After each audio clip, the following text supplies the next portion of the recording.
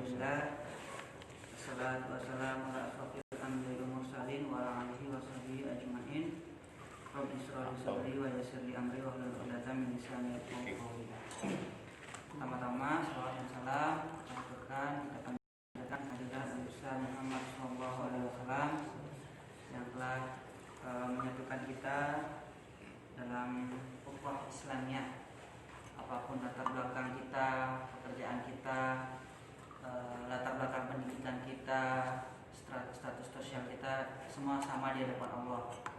Yang membedakan kita adalah hanya keimanan dan ketakwaan kita. Yang kedua yang kami hormati Presiden Muslim Student Association Mas Nur Fajri, Ketua Takmir Masjid Al Chongsan Bid Hasan Al Bin Said, Rois Suryah Imam Besar Masjid Al Chongsan Yai Yata, sponsor sekaligus nyuplai logistik, dan juga penasihat utama Pak Yai Tresno Santoso dan Pak Erwan, serta teman-teman semua yang saya cintai dan saya banggakan. Alhamdulillah, siang hari ini kita akan melanjutkan topik diskusi kita karena minggu lalu bahasannya tentang turbulensi yang cukup menginspirasi saya dan merecharge diri saya pribadi, khususnya dalam memahami tentang ujian hidup ini.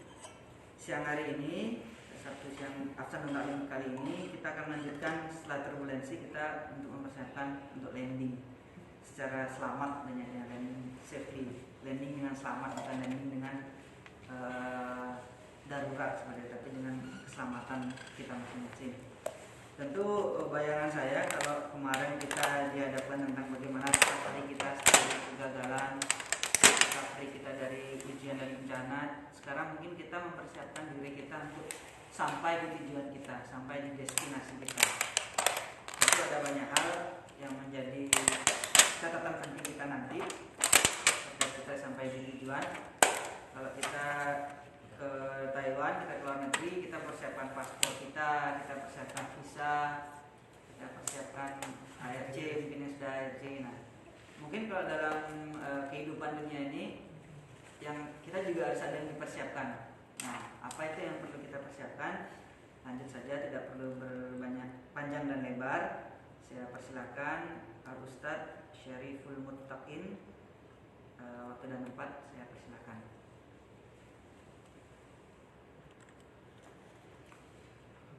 Assalamualaikum warahmatullahi wabarakatuh. Waalaikumsalam warahmatullahi wabarakatuh. Alhamdulillahirabbil alamin. Nahmaduhu wa nasta'inuhu wa nastaghfiruh wa na'udzu billahi min shururi anfusina wa sayyi'ati a'malina. Allahumma shalli wa sallim wa barik ala sayyidina Muhammad wa ala alihi wa ashabihi ajma'in. Amma ba'du. Pertama-tama alhamdulillah, kita selalu ucapkan kehadirat Allah Subhanahu wa taala karena sampai detik ini kita semuanya diberikan kenikmatan iman, Islam, kesehatan, sehingga kita bisa beraktivitas dengan lancar, baik itu sebagai mahasiswa, baik itu sebagai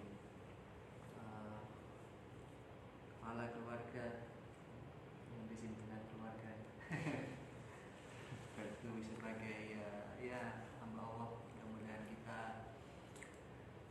bisa terus istiqomah. Alhamdulillah, kita siang hari ini kembali bisa bertemu bersama-sama dalam rangka taklim. Kalau saya mendefinisikan ini adalah kita saling belajar. Jadi Mas Ardian menyebut kita ini tidak ada perbedaan ya, latar belakang. kita saling berbagi. Minggu lalu Pak Wi sudah berbagi kepada kita bagaimana pengalamannya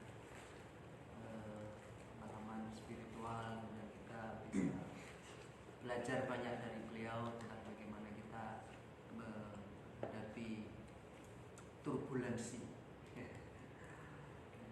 Turbulensi dalam kehidupan ini sesuatu yang pasti ya banyak orang hadapi. Baik, yang saya sampaikan atau yang kita share bersama hari ini mungkin adalah berdasarkan pada ya, minggu lalu ya, ada yang kalau minggu depan kita topik ini ya ya saya mengikuti saja. Beneran Mas, seriusan terrealisasi. karena ya saya kira harus begitu ya. Jadi apa yang kita pelajari itu nanti ada kelanjutannya itu ya. Setelah ini apa gitu ya. Nah kalau turbulen saja nggak selesai bingung Pak nanti Pak. Di atas terus.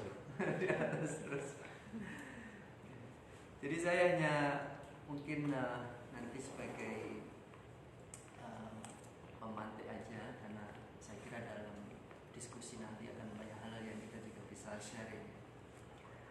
Baik, saya kira pertama saya mencoba untuk merenung dan mungkin membaca dari berbagai sumber bahwa saya sebenarnya hidup kita ini adalah sebuah perjalanan. Hidup kita ini adalah perjalanan. Hidup kita ini mungkin nanti ketika kita meninggal itu bukan berarti berakhir hidup kita. Jadi mungkin tidak bisa kita mengatakan akhir dari hidup kita ini adalah kematian. Itu mungkin harus kita kritisi. Karena mungkin banyak orang mengatakan saya ingin mengakhiri hidup saya gitu ya. Ini mungkin perkataan orang-orang yang desperate ya, yang sudah putus asa dengan apapun ya, mengakhiri hidupnya. Ya mungkin akhir-akhir ini kita ketika membaca berita ya, banyak orang-orang yang mengakhiri hidupnya, dan itu orang-orang yang kita anggap figur ya, atau mungkin banyak orang anggap figur. Misalkan yang terbaru orang atau bintang film mana Sulit ya, Vokalis Linkin Park. ya Linkin Park juga. Oh ya, Linkin Park Yang pakai itu sebelumnya. tapi Linkin Park bukan figur sebenarnya. Nggak terkenal tapi untuk fan-nya. Untuk fan-nya. Ya, bintang film Korea Suli atau siapa saja yang membaca ya, saya juga heran ya. Orang-orang ini Aku nggak ngerti ya. Penggemar K-pop ya. Orang-orang ini hartanya melimpah kan gitu kan, fansnya banyak. Mas Fauzi ini terus minta saya untuk men-subscribe. Dapat fansnya, khawatir nanti kalau fansnya banyak tambah bingung jadi. Fansnya banyak, harta melimpah, tapi mengakhiri hidupnya dengan seperti itu. Jadi kita juga bertanya, ini kenapa orang-orang yang seperti itu justru mengakhiri hidupnya dengan cara yang tragis, dengan minum obat, dengan gantung diri, dengan ada yang katanya menghisap apa itu cairan batu bara yang dibakar, kemudian ada kandungan apa yang meracuni dia dengan, sehingga ini jadi kemudian pertanyaan, kenapa orang-orang yang kita anggap, atau mungkin kalau fansnya K-pop itu kan menurut ya, remaja-remaja kita itu kan kalau dengan K-pop itu kan masya Allah gitu ya, itu idolakan, tapi ternyata mereka justru dengan entah tekanan dari apapun itu mengakhiri. Jadi ini sesuatu yang fenomena yang juga perlu kita lihat dan kita bisa belajar. Saya juga membaca di Korea itu juga ternyata tingkat bunuh dirinya termasuk yang tertinggi di dunia, 4,7% yang bunuh dirinya. Mungkin mereka budayanya budaya yang semuanya dipendam, disimpan sendiri, tidak ada sharing. Kalau kita kan sering curhat, kemudian gimana, itu kan salah satu untuk melepas tekanan gitu kan. Nah, seperti ini kita melepas tekanan dari Senin sampai Jumat, kita lepaskan hari ini. Tapi mereka mungkin nggak mau orang lain itu tahu kalau kita menderita, sehingga mereka mungkin anggap tampak bahagia, tapi sebenarnya di dalamnya adalah ada penderitaan yang luar biasa. Oke, jadi hidup sebuah perjalanan ya. Kalau kita mengakhiri ini sepertinya ya jangan mengakhiri lah, landing dulu ya, landing. Ya, karena kenapa saya bilang landing ini? Kita nanti akan masuk ke pintu selanjutnya. Pintu selanjutnya itu ya nanti tergantung bagaimana kita kemudian diperiksa oleh imigrasi ya. Syarat-syaratnya bagaimana untuk masuk ke Taiwan ini lengkap nggak, dicek ya. Amalnya bagaimana, sholatnya bagaimana ini. Nanti kita untuk masuk ke selanjutnya kan itu ya. Kita mempunyai paspor keluarga negaranya mana ya. Agamanya bagaimana. Ini kan semacam kita, saya screening kok analogikan begitu gitu. Nah, tapi tadi oleh Mas Ardi sudah disinggung bagaimana kita kemudian harus menyiapkan ketika mau landing dengan selamat bagaimana. Ya, saya yang ringan-ringan saja ya. Jadi nanti kita diskusikan lebih serius lagi. Jadi kita ibaratkan kalau kita mau pergi, mau menuju sesuatu itu, saya ibaratkan seperti kita mau naik pesawat. Kita mesti pertama itu mencari tujuan. Tujuannya kemana? Tujuan kita klik. Tujuannya kemana? Jadi yang pertama mungkin kita harus memastikan tujuan hidup kita ini. Tujuan kita itu mau kemana? Karena penting. Jadi karena sekarang banyak sekali orang yang orientasi tujuannya itu kadang nggak jelas, kadang salah, ya. Kadang orientasinya juga gonta-ganti, galau, katanya sering galau ya, dulu ada kata galau dia. Tujuan kita itu apa? Misalkan kalau kita ke Taiwan, kita harus punya tujuan.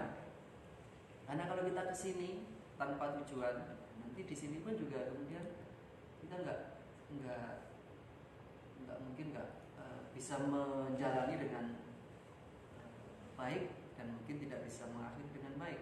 Nah, tadi di awal tanya Pak Tris, gimana Pak Sari di sini kerasan gitu ya.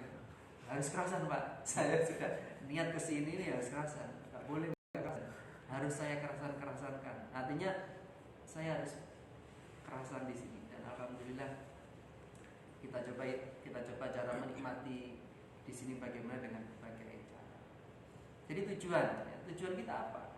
Ya, saya kira kita sering menyinggung bagaimana tujuan kita adalah sebagai manusia ini adalah mungkin kalau nanti yang lebih tinggi ya, saya kira adalah bagaimana kita segala sesuatu itu jangan hanya duniawi. Ya. Kalau tujuannya untuk sekedar duniawi, ya, ini nanti kita tidak punya nilai plus, nilainya hanya short term. Kita harus lebih long termnya. Long termnya ini apa? Ya, itu nanti akan kita menjadi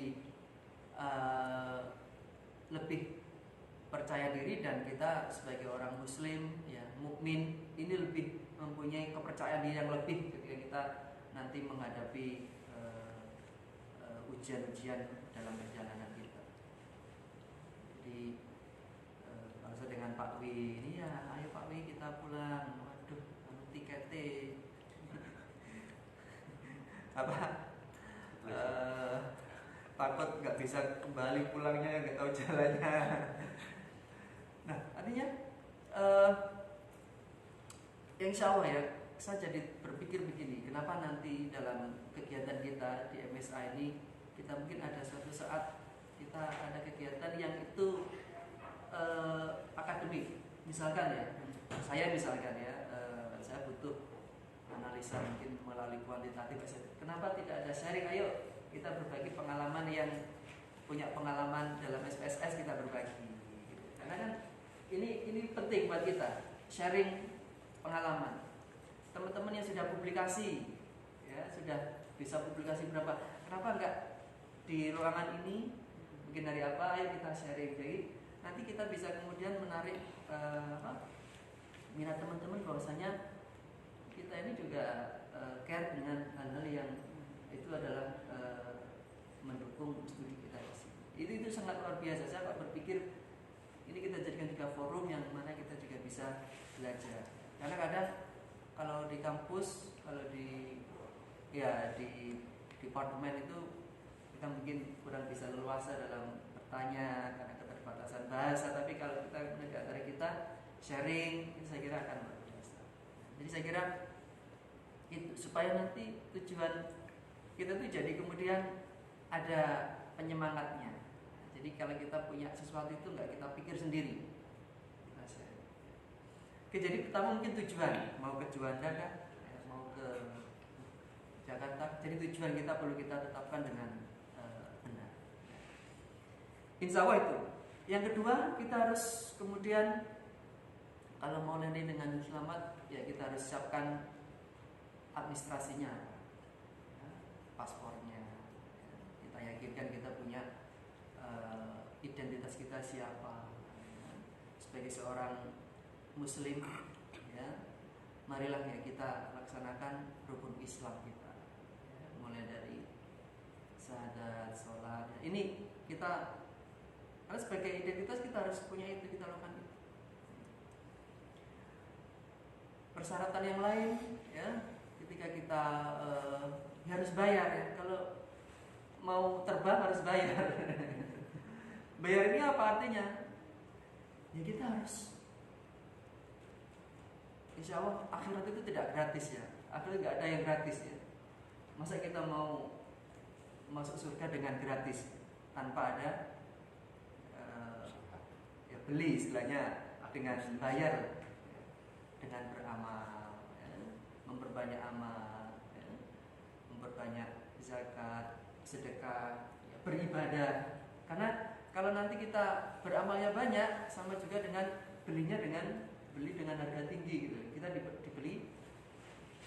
diberi tiket atau kelas VVIP. Tapi kalau kita belinya murah ya cukup ekonomi aja.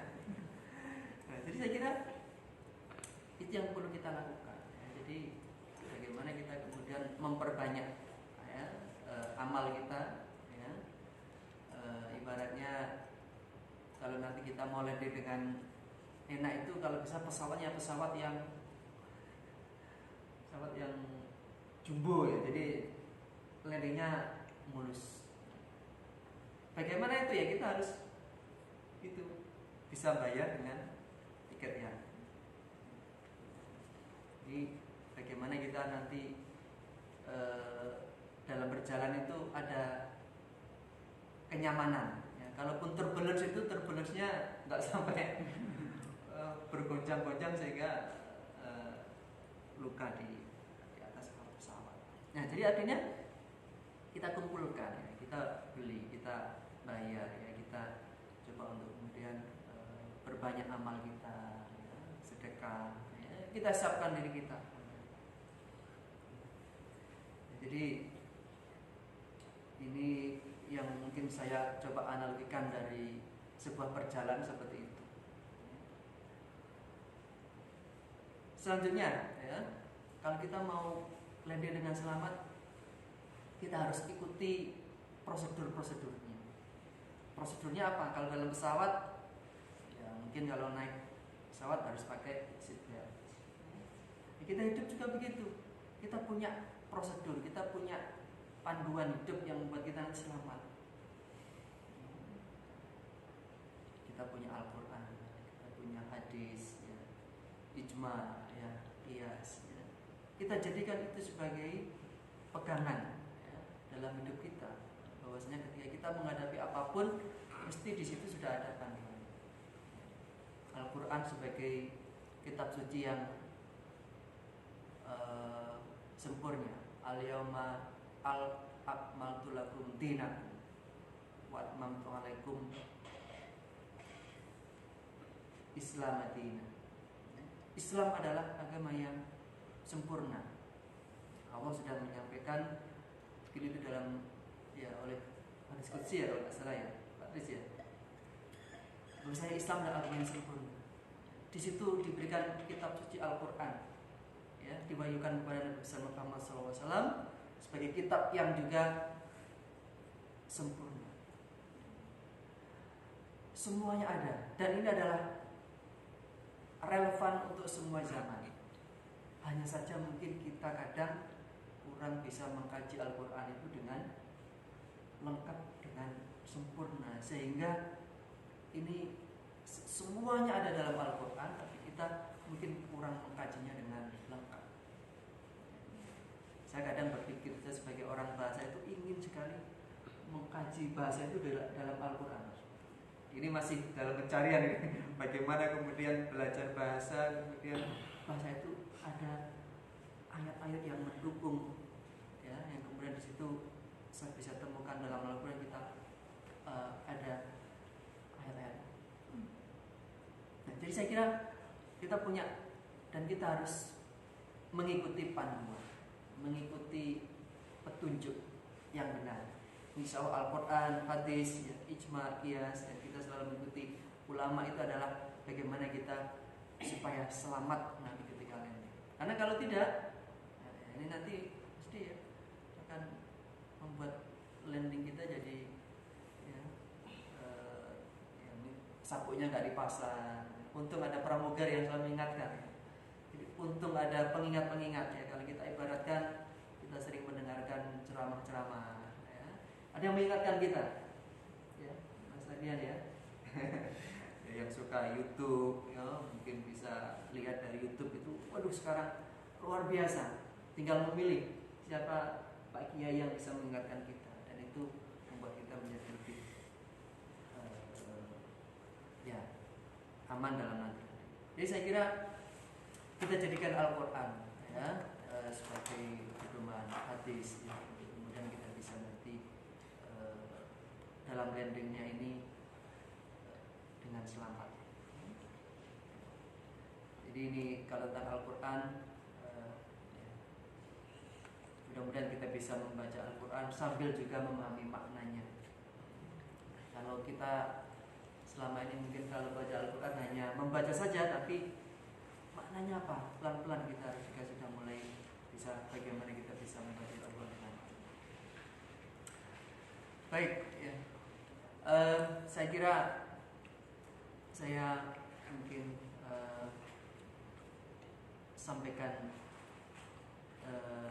itu saja ya, dalam kesempatan kali ini, dan insya Allah ya, mungkin nanti dengan analogi saya kita mengibaratkan hidup ini sebagai perjalanan ya, bagaimana nanti kita dalam perjalanan sebagai manusia ini untuk menempuh apa yang kita tuju ya. Perjalanan dalam tingkat pendek, misalkan selama kita di Taiwan, perjalanan kita dalam tingkat yang lebih luas sebagai manusia untuk menuju nanti ke alam akhirat, alam yang kekal, karena dunia ini adalah tidak kekal. Ke alam akhirat kekal itu nanti adalah mendapatkan perjalanan dan bisa lanjut dengan selamat. Mudah-mudahan itu bisa bermanfaat dan bisa menjadikan bahan nanti untuk kita memulai diskusi. Terima kasih kerjanya. Assalamualaikum warahmatullahi wabarakatuh. Waalaikumsalam warahmatullahi wabarakatuh. Terima kasih Pak Ustadz Syarif atas tausiahnya, taklimnya siang hari ini, sharingnya siang hari ini terkait bagaimana kita menganalogikan kehidupan kita itu seperti naik pesawat. Saya cukup tertarik ketika Pak Syarif menganalogikan kalau yang bayarnya lebih mahal itu nanti dapat kelas bisnis. Nah, kalau yang bayarnya lebih murah itu akan kelas ekonomi. Ini menarik menurut saya, karena saya tidak tahu ya bagaimana kemudian ini menjadi renungan kita bersama-sama bahwa kita sebagai umat Islam itu pun jangankan kelas dalam satu pesawat, Pak. Dengan maskapai yang berbeda pun itu akan menjadi perbandingan yang kemudian ini kalau tidak kita maknai secara bijak gitu justru akan menjadi bahan-bahan perselisihan.